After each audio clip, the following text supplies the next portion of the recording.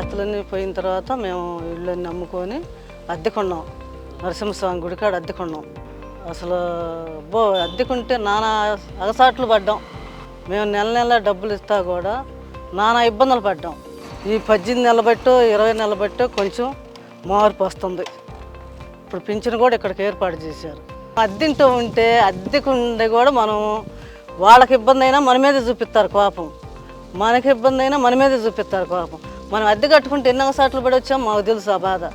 ఎట్లా అంటే పైన ఒకళ్ళు ఉంటారు, పైనకి మేము గిట్టినప్పుడు మొత్తం తీసి కసువంతా కింద పోతారు. దేనికాడ దానికి పేసి పెడతా ఉంటారు. ఇల్లు కల్లోళ్ళు అమ్మాయి ఏందమ్మాయి పరిస్థితి అంటే మీకు గిట్టకపోతే మేమేం చేసామంటారు.